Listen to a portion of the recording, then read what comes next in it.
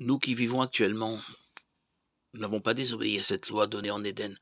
Comment se fait-il que nous aussi nous tombions malades et mourions par la faute du péché de Ève, la femme d'Adam? Tous les descendants d'Adam sont nés après son acte de désobéissance et par voie de conséquence ont hérité de lui le péché et la mort. Ainsi, tous les hommes ont hérité d'imperfection, car nous sommes tous issus d'Adam et Ève. Dans le livre de Job, la Bible déclare: qui peut tirer le pur de l'impur? Personne. Job 14,4. Et dans Romains 5,12, nous lisons: pas un seul homme, par un seul homme, Adam, le péché est entré dans le monde et la mort par le péché. Et ainsi la mort s'est étendue à tous les hommes.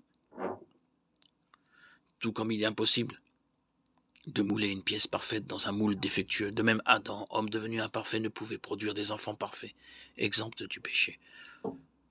Psaume 51,7. On pourrait comparer l'effet que le péché d'Adam et Ève a produit sur leur descendance à ce qui peut arriver lorsque des gens qui méprisent la loi de Dieu et vivent dans la débauche engendrent des enfants. Ces gens sont souvent atteints d'une maladie des organes sexuels dont Dieu a doté le corps en vue de la reproduction. À cause des péchés commis, les enfants peuvent naître diminués physiquement ou mentalement.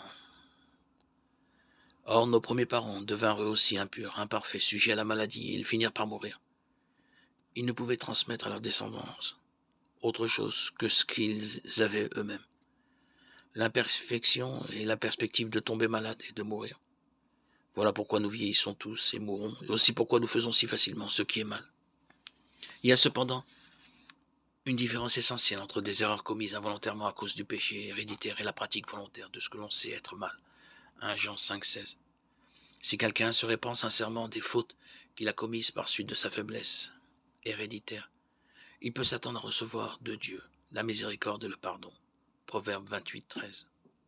Mais une fois qu'il sait quelle est la bonne ligne de conduite à suivre, il doit veiller à ne pas choisir volontairement d'agir à l'encontre de la volonté de Dieu, car il perdrait la faveur divine et la vie.